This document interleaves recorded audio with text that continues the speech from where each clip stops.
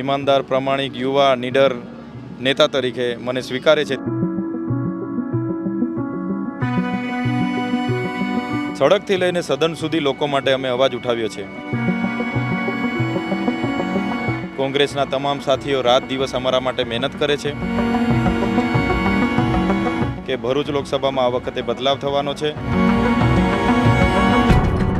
જે રીતે ભૂતકાળમાં હિન્દુ મુસ્લિમની રાજનીતિ ધર્મના નામે કરીને આ લોકો જીતતા હતા, હવે એમની પાસે મુદ્દો નથી. એકદમ નીચલી કક્ષાની, નિમ્ન કક્ષાની પુરુષોત્તમ રૂપાલા દ્વારા નિવેદન આપવામાં આવ્યું છે અને અમે વખોડી કાઢીએ છીએ.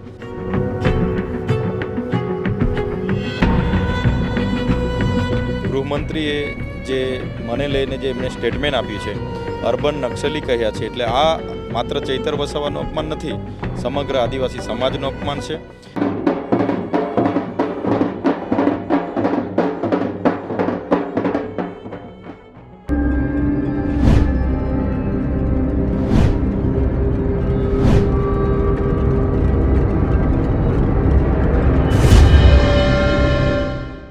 તમામ હોદ્દેદારો, પદાધિકારીઓ અમે એક ટીમ બનીને ખૂબ સારી મહેનત કરીએ છીએ, રાત દિવસ મહેનત કરીએ છીએ. ત્યારે લોકોનો પણ ઉત્સાહ છે કે આ વખતે બદલાવ લાવીએ. ત્યારે મને પૂરો વિશ્વાસ છે કે ભરૂચ લોકસભામાં આ વખતે બદલાવ થવાનો છે અને ઇન્ડિયા ગઠબંધનના ઉમેદવાર તરીકે આ વખતે અમને એક તક મળવાની છે. અચ્છા, આદિવાસી વિસ્તારમાં નીકળીએ તો એક જ ગીત ચાલે કે એક જ ચાલે, આદિવાસી ચાલે? તો અહીંયા તો બંને આદિવાસી ઉમેદવાર છે, તો લોકો કોને પસંદ કરશે? એક જ ચાલે, ચૈતર ચાલે. તમે જોયું હશે, હું જ્યારે ખોટા કેસમાં મને જેલમાં નાખવામાં આવ્યા હતા, ત્યારે એક જ ચાલે, ચૈતરભાઈ ચાલે, એ આખું ગીત અંબાજીથી ઉમરગામમાં અને ખાસ કરીને ભરૂચ સંસદીય ક્ષેત્રમાં ગાજે છે, વાગે છે. અને સામે મનસુખ દાદા છે, એમને તો ભરૂચ સંસદીય ક્ષેત્રના લોકોએ 30 વર્ષ આપ્યા છે, પોતાની સરકાર હતી, છતાં એ ધારતા તો બધું આદિવાસી સમાજ માટે પણ ઘણું કરી શકતા, પણ કરી નથી શક્યા. ત્યારે એમની ગ્રાન્ટ પણ તમે જોઈ હશે, વપરાતી નથી, સ્લેબ જાય છે. પોતે એક જનસંપર્ક કાર્યાલય આ વિસ્તારમાં નથી ખોલી શક્યા. ત્યારે લોકો ખુદ આ વખતે ઇન્ડિયા ગઠબંધનને સમર્થન કરે છે. ઈમાનદાર, પ્રામાણિક, યુવા, નીડર નેતા તરીકે મને સ્વીકારે છે. ત્યારે મને પૂરો વિશ્વાસ છે કે આ વખતે મનસુખ દાદાને આરામ આપશે અને અમને તક આપશે. અચ્છા, તમે કહો છો કે મનસુખ દાદાને આરામ આપશે. આની પહેલાં પણ તમે ઘણી બધી સ્પીચમાં કીધું છે કે હવે એમની ઉંમર થઈ ગઈ છે, તો હવે એમને આરામ કરવો જોઈએ. તો યુવા નેતા તરીકે અને અહીંયા પણ જેવી રીતના જોઈએ છે કે યુવા ચૈતર વસાવા, તો યુવાનો માટે શું કામ કરશે ચૈતર વસાવા? ચોક્કસ તમે જોયું હશે, આટલી મોટી એશિયાની જીઆઈડીસી છે. દહેજ હોય, ઝઘડિયા હોય, વિલાયત હોય કે તમામ જગ્યાએ સ્થાનિક લોકોને જે 80% રોજગાર આપવાની વાત હતી, છતાં આ સરકાર આપી નથી રહી. બહારના જેટલા પણ લોકો આવે છે એમને પરમેનન્ટ કરવામાં આવે છે અને લોકલ જેટલા પણ યુવાનો છે એમને શ્રમિક તરીકે જ આખી જિંદગી શોષણ કરવામાં આવે છે. ત્યારે આવનાર દિવસોમાં યુવાનોને કાયમી રોજગાર મળે એ અમારી ટીમ થકી અમારા પ્રયાસો રહેશે. સાથે સાથે આ વિસ્તારમાં મફત શિક્ષણ સારું મળે એ પણ અમે પ્રયત્ન કરીશું. જે લોકોની જમીનો જીઆઈડીસી હોય, નેશનલ હાઈવે હોય, નહેર હોય, રેલવે હોય કે જુદા જુદા પ્રોજેક્ટોમાં જેમની જમીનો ગઈ છે એમને પણ યોગ્ય વળતર મળે, એમને ન્યાય મળે, એ અમારા પ્રયત્નો રહેશે. અચ્છા, આદિવાસી વિસ્તારોમાં ઘણા બધા પ્રશ્નો હોય છે અને તમને કેમ એવું લાગે છે કે જો તમે સાંસદ બનશો તો એ પ્રશ્નોના નિરાકરણ તમે લાવી શકો? તમે જોયું હશે, હું ધારાસભ્ય બન્યા બાદ એક પણ દિવસ હું ઘરે આરામ નથી કર્યો. મારી શનિવાર હોય કે રવિવાર હોય, શિયાળો હોય કે ચોમાસો હોય, બંને તાલુકાની ઓફિસો મારી ધમધમે છે. ગુજરાતમાં 182 ધારાસભ્ય છે. 182 ધારાસભ્ય કરતાં પણ વિધાનસભામાં સૌથી વધારે પ્રશ્નોત્તરી અમે કરી છે, સરકાર સામે અમે બોલ્યા છે. સડકથી લઈને સદન સુધી લોકો માટે અમે અવાજ ઉઠાવ્યો છે. ત્યારે કામની દ્રષ્ટિએ વિપક્ષમાં રહીને પણ આટલું બધું અમે કામ કરીએ છીએ. ત્યારે આજે આખું ગુજરાત અમને ઓળખે છે. ત્યારે આવનાર દિવસમાં પણ ભરૂચ સંસદીય ક્ષેત્રના લોકોના કામ કરવા માટે અમે ધારાસભ્ય હોવા છતાં લોકસભા લડવા માટે આવ્યા છે. કોંગ્રેસના તમામ સાથીઓ રાત દિવસ અમારા માટે મહેનત કરે છે.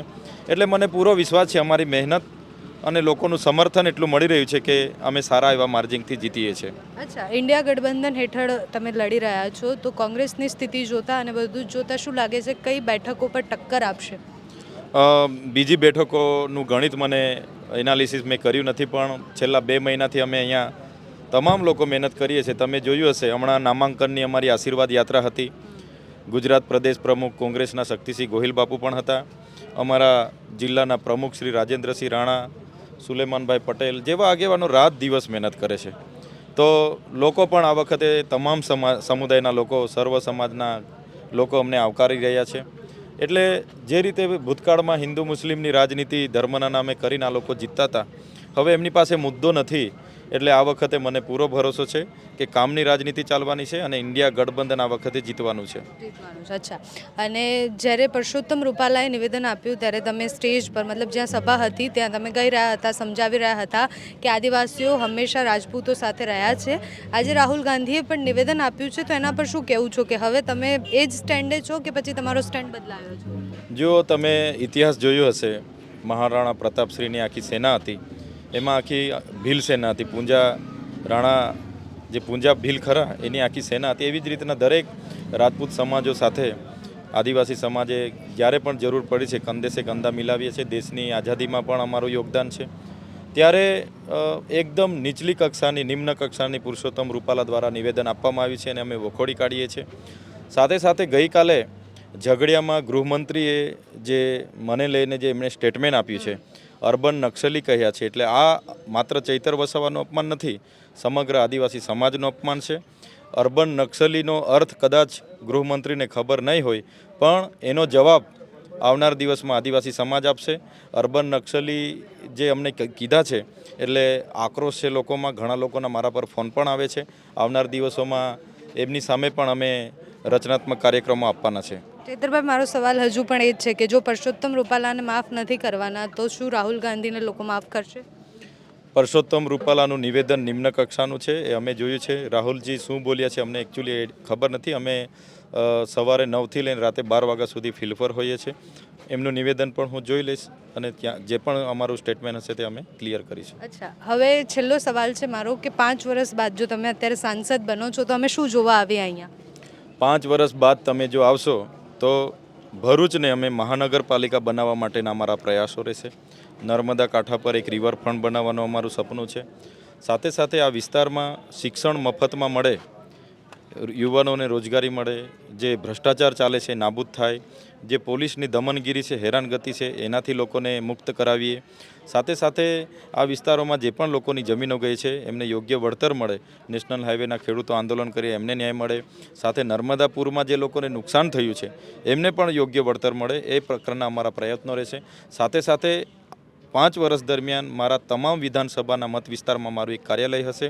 અઠવાડિયાનો એક દિવસ હું ત્યાં બેસીશ અને તમામ લોકો, ઇન્ડિયા ગઠબંધનના તમામ સાથીઓને વિશ્વાસમાં રાખીને આવનાર ભવિષ્યમાં અમારી જેટલી પણ ગ્રાન્ટો હશે, CSR ફંડ હશે, બધાનો ઉપયોગ અમે લોકોની ભૌતિક સુવિધા માટે કરવાના છે.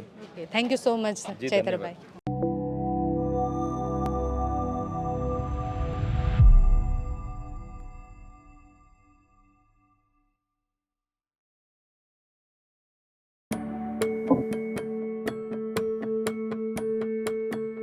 અલ્યા કરણ, બોલ સાગર.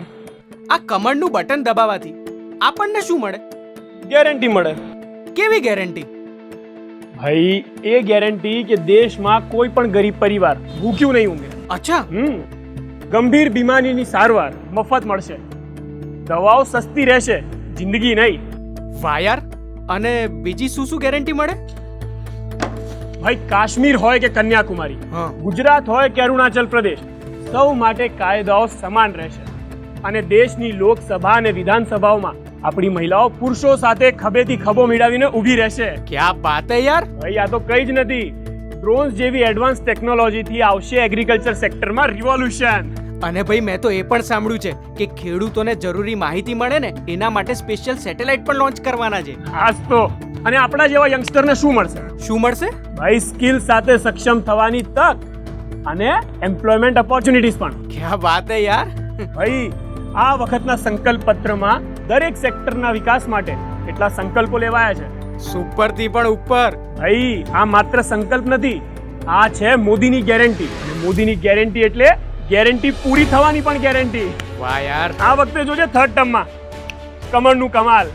તો ભાઈ સાથે મળીને કમળનું બટન દબાવીએ અને ફરી એકવાર મોદી સરકાર લાવીએ. કમળનું બટન દબાવો, ભાજપને જીતાડો.